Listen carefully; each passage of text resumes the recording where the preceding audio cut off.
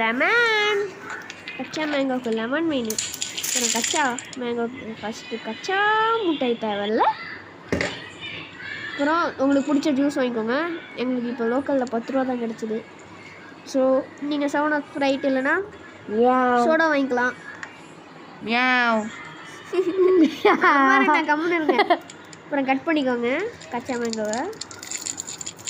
ஐயோ குப்பையை உள்ளே போட்டேனே. கட் பண்ணிட்டு ரெஸ்ட் ரூமில் போட்டு இருங்க. அரைச்சிக்கோங்க. சரி என்ன சவுண்டு காய்ஸ் எல்லாம். பவுடர் எடுத்துக்கோங்க. காய்ஸ் இவன் வீடெல்லாம் போடாதீங்க. பவுடர் செய்யலாம். லெமன் எடுத்து வாயில பட்டுக்கோங்க. இருக்கு கட் பண்ணிக்கோங்க. எதை கட் பண்ணுவோம் கைய. அப்புறம் சர்க்கரையை தொட்டு எடுத்துக்கோங்க. அதை வந்து ஸ்லைம் எல்லாம் போடுற டப்பாக்குள்ள. அது பவுடர் ஸ்லைம் இல்லை, அது கட்டே ஆயிடுச்சு. லெமன் லைட்டாக புளிஞ்சுக்கோங்க. ஸோ காய்ஸ் நேற்று வந்து கேகேஆருக்கும் டிசிக்கும் மேட்ச் நடந்தது. யார் ஜெயிச்சான்னு பார்த்தீங்கன்னா இது என்ன ஸ்பான்சர் வீடியோவானே. அப்புறம் சர்க்கரையை போட்டுக்கோங்க. அதாவது ஜீனி, நம்ம ஜீனி தலையன் ஜீனியை போட்டுக்கோங்க. ஜீனி பாத்திரத்துலன்னு வரும்டா. ஸோ இன்றைக்கி யாருக்கும் மேட்ச் தரல. சிஎஸ்கே ஃபேனாக இருந்தால் இவன் ஃபேனை இவன் யூடியூப் சேனலை சப்ஸ்கிரைப் பண்ணுங்க.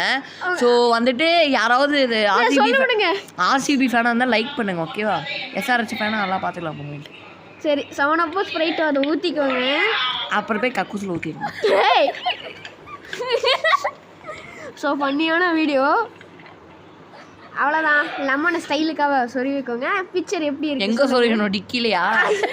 இப்போ குடிச்சு காமிக்கிறேன். ஐயோ துப்பிடுவோம் பாருங்க, துப்பிடுவோம்.